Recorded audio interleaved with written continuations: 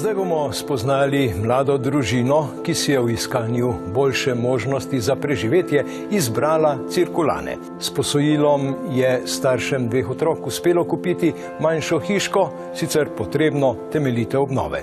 A usoda ni hotela, da bi v njej srečno zaživeli.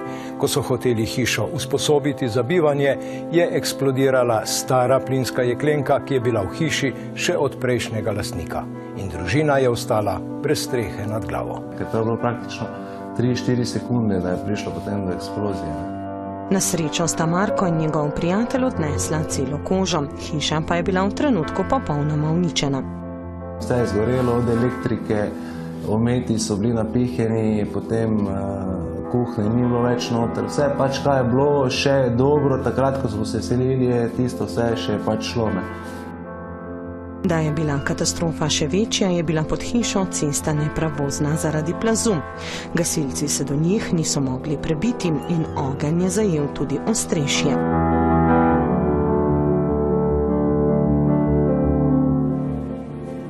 Tako, slabo, težko. Težko je bilo na začetku prvo sprejeti, potem zdaj že s časoma, ko malo vidiš, da se stvari odvijajo, da se nekaj dogaja, je že malo lažje, ampak prvih 14 dni pa je bil šok.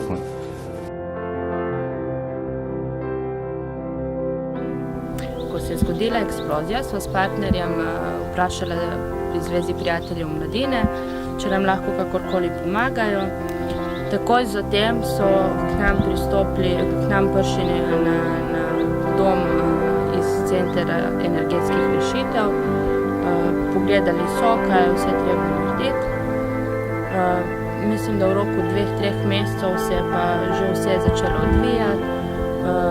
Dobili smo iz strani Petrola centralno ogrevanje z pečjo, radiatorji, dimnikom. Potem Jelovica nam je dala okna pa notranja vrata.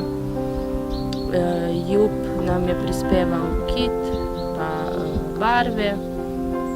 Knauf Isolation nam je pa dal komplet celo izolacijo za fasado.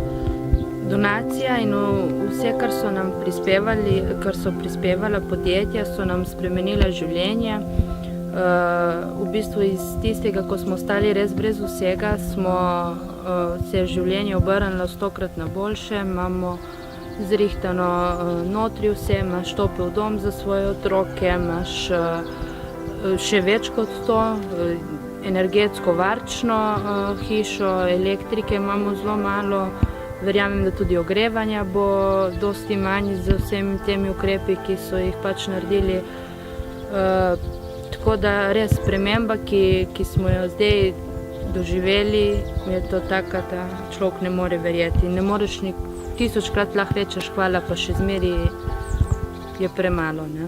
Sprememba je res velika in res se iz srca zahvaljujem za to, kar so nam prispevali in pomagali.